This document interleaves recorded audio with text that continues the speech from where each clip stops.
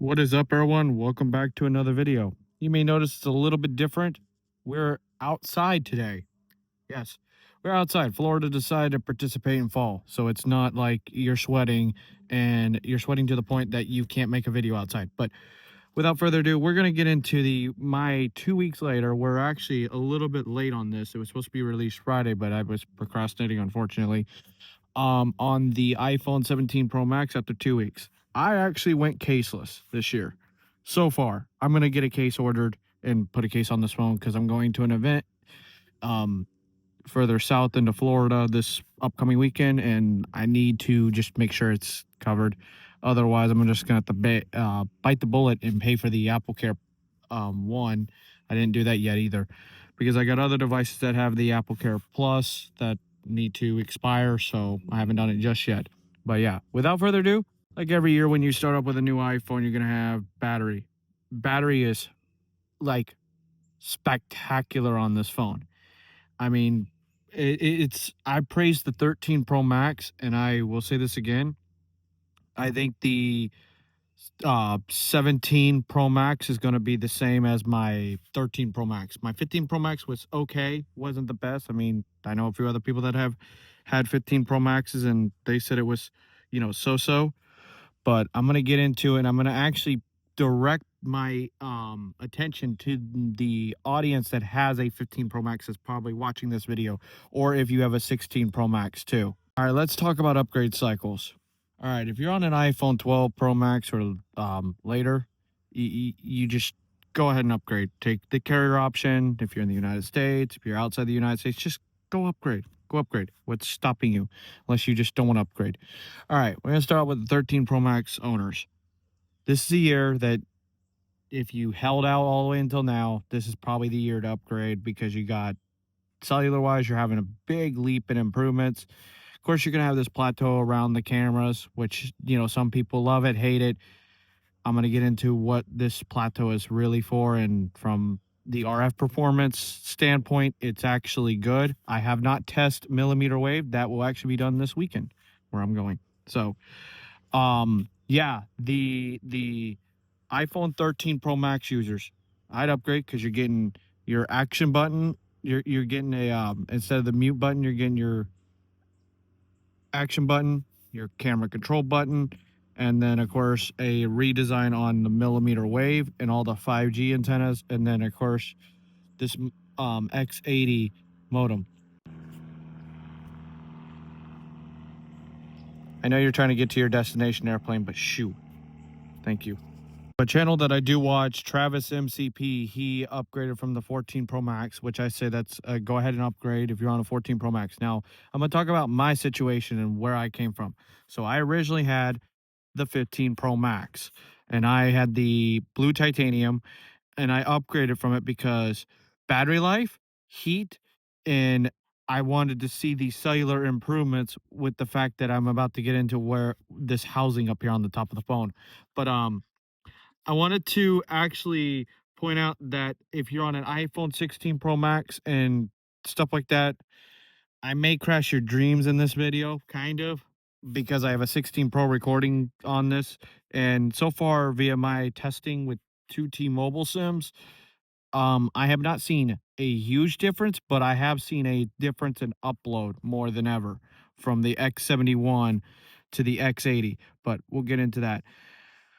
All right, if you're on an iPhone 16 Pro Max, I'm going to talk about a few things. If you care about your camera control button no longer being a impact to your millimeter wave connectivity, if you have millimeter wave, well, there you go. There's your answer. That kind of seals it if you're upgrading for that. Now, I don't know why you would, but some people are going to. But it's safe to say, unless you got a 13 Pro Max or maybe a 14 Pro Max or older, I wouldn't upgrade this year if you got a 15 Pro Max or newer, unless there's problems that are causing you to want to upgrade. Battery life, device getting hot, running slow, etc.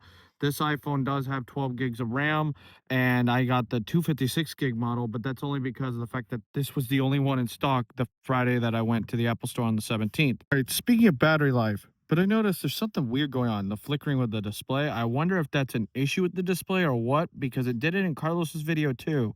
So I'm going to try to turn off that PWM setting inside of the actual settings app on the phone and see if that fixes the display problem. But here's battery life. Friday was kind of not good, but yeah, overall, since I got the phone, it's been lasting me a day with anywhere, if I'm really heavily using it, 10% left.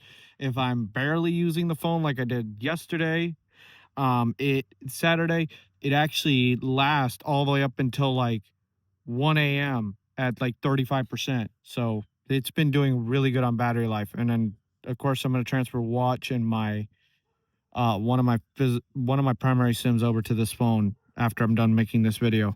No, it did not actually get rid of it. I even turned on auto brightness to see, and it's still doing that little flicker nonsense where it's got lines on the display. That's weird. Well, I increased brightness, by the way, to 3000 nits because I turned on auto brightness. But if I do this, turn voiceover back on, and then auto brightness switch button, reduce the auto brightness here, off. see how the display goes a little bit darker. Turn it back on. Don't really notice that much in the video, but I mean, now you notice. So note to self, turn on auto brightness in videos when you're filming outside. But I don't know what's going on with the display thing because I even turned on the PWM and it's still doing it. So that's a weird issue with the either the camera shutter on the iPhone 16 Pro or just a problem with an OLED display in 26.0.1. All right, we're first going to start off with Verizon. Pretty good, actually, for cellular. Verizon used to never be this fast at my house. Now, the upload's going to suck a little bit because I'm like 3.5 miles away, 3 to 4 miles away from the tower right now. And that's just part of life of living rural. So this is just a rural network test. I'm curious how it'll perform on millimeter wave. Anyone out there that has a iPhone 17 Pro Max to Galaxy S25 comparison on millimeter wave or whatever, let me know. It shall be interesting. I heard it performs better. So there we go. So we have 266 by about 5 up. That's pretty good for edge cell. I mean, it's not the best, but it's also not the worst. So we'll also test T-Mobile and make it fair. Of course, T-Mobile got a flex with their ultra capacity with their 3 bars. Let's see what speed they get. See who's faster. And it looks like Verizon's going to be. That's fun. I've noticed an issue with the 16 Pro on T-Mobile. It's trying to do low band and only low band. And I have to toggle on and off SA that stands for standalone for non-technical nerds. And I have to also turn off 5G and go to LTE and then go back to 5G and then turn on SA. I've noticed that bug. So there you go. Verizon did a lot better. Only 0.6 up. That's rough. By 148 down.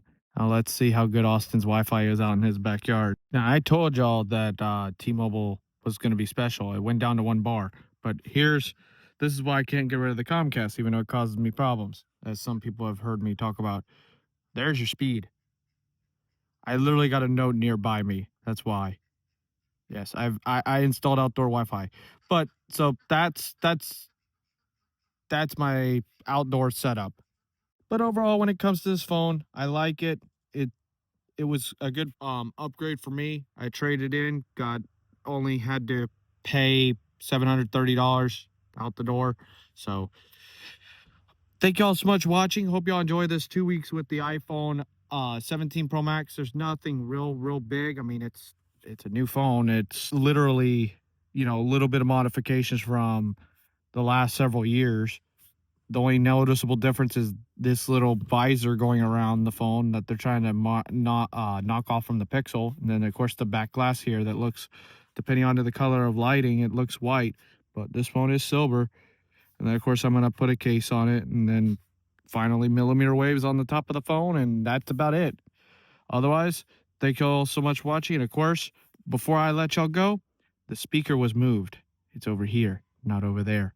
So, sounds better, especially in landscape when you're watching your Netflix movies, of course.